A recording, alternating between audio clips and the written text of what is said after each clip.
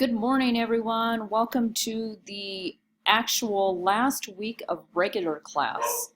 All we have left after this week is our final, and I will try to have that posted a little bit early because our class officially ends on December 17th. So I want to give you at least a week to get that final done, and I will explain more about that next week.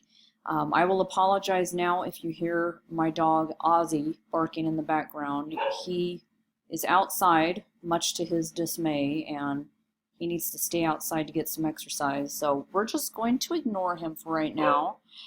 For Chapter 14, we're going to be covering health, human rights, and humanitarian aid. I think this is a really timely subject in light of the recent elections, because I think some of these factors were pretty predominant on the election platforms. Let me see if I can get this to advance. So, as always, we start with some terminology. A human right is an entitlement that has been due to every person simply by virtue of them being a human. Standard of health targets that the government sets for improving the health of their population. So this would be per country, per community, per region.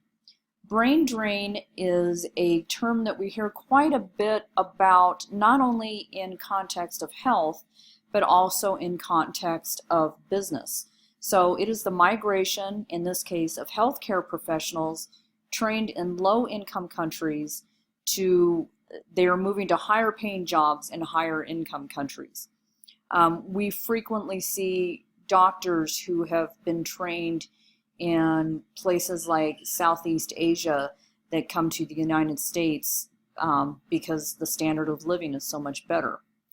Finally, a refugee is a person who has been forced to involuntarily move because of security concerns like war, civil conflict, political strife, etc. Sorry about that interruption. The dog did eventually get his way and is now inside on the couch. So picking up where we left off, human rights. I love this quote by Martin Luther King.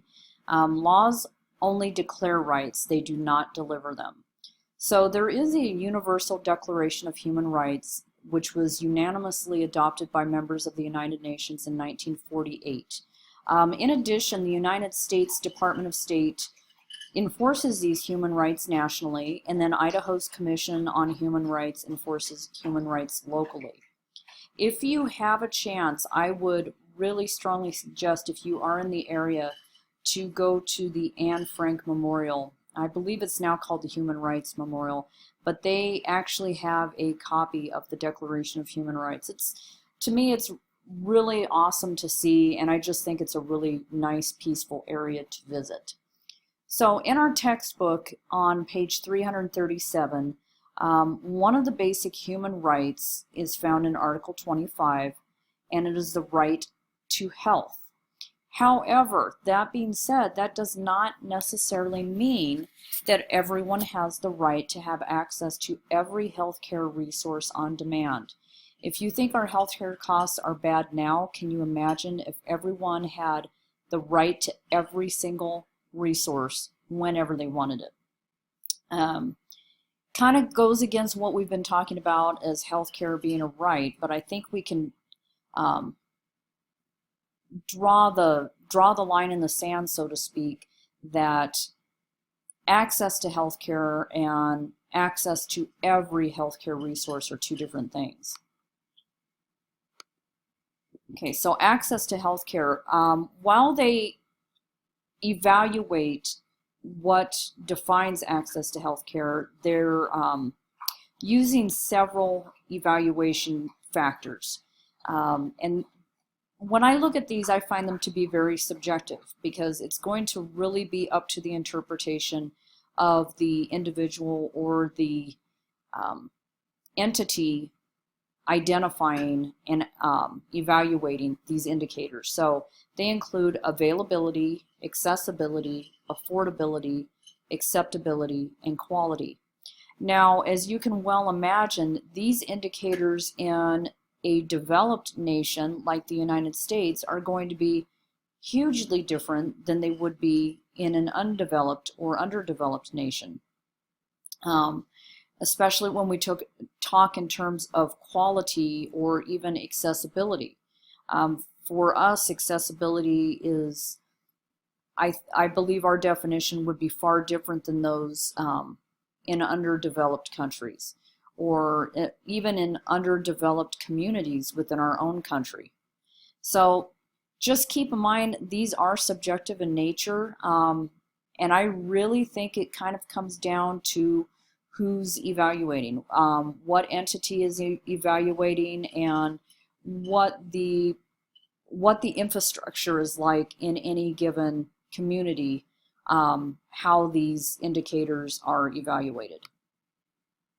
So, disasters and health. We all know that disasters can play a huge role on humanitarian situations, leading to a loss of a clean and safe water supply, leading to a loss in sanitation, hygiene, lack of access to food and nutrition, destroying what little shelter there may have been in place, and deteriorating health services or depleting health services. So think about recent earthquakes, tsunamis, poor infrastructures like those in Haiti. A natural disaster is just catastrophic in nature because their infrastructure is so shaky under normal circumstances. They're not living in adequate shelters. They're living in substandard conditions where sanitation and clean water supplies may be the exception rather than the rule. And again, comparing that to a nation that is more developed, such as the United States, if we were to have a natural disaster, which we've had several, the one that comes to mind was the earthquake in San Francisco. I guess it was 25 or 30 years ago. But the infrastructure was such where water supplies may have been affected, but it was a quick fix. Same with sanitation. Even in going through Hurricane Iniki back in 1992, our water supplies were depleted. It took us 3 days to get water. We still had sanitation. Just think about the differences in how infrastructures are set up in more developed areas versus undeveloped areas. And you can see in those cases where the infrastructure is not stable or up to higher standards, how a natural disaster will completely deplete their infrastructure and their health. And then we get to conflicts. So the world right now is full of conflict, civil conflict, wars, disasters, political strife, or persecution. This leads to an influx of refugees. And one of the mass exodus is from Syria right now. So almost 12,000 Syrian refugees were admitted to the U.S. from October 1st, 2015 to September 9th, 2016. I included a link on the PowerPoint that you can go into to read more about this. Idaho seems to have a very high influx of Syrian refugees. We have seen 118 admitted just since October 1st, more than LA and New York City combined. So one of the questions I want to leave you with this week is, why? What makes Boise such a draw for these displaced people? And when thinking about the Syrian refugees, whether you are for or against, or whatever your political stance on this issue is, it really kind of goes back to, if we use ethics, how would you want to be treated?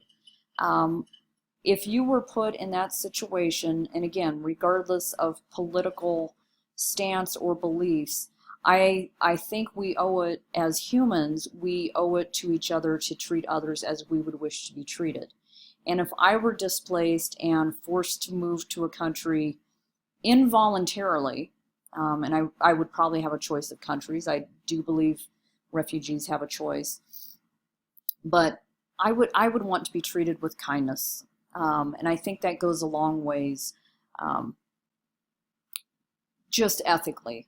So good luck this week, you guys. This is our last normal week. We will have our matching questions. We will have our discussion group questions or our discussion board questions.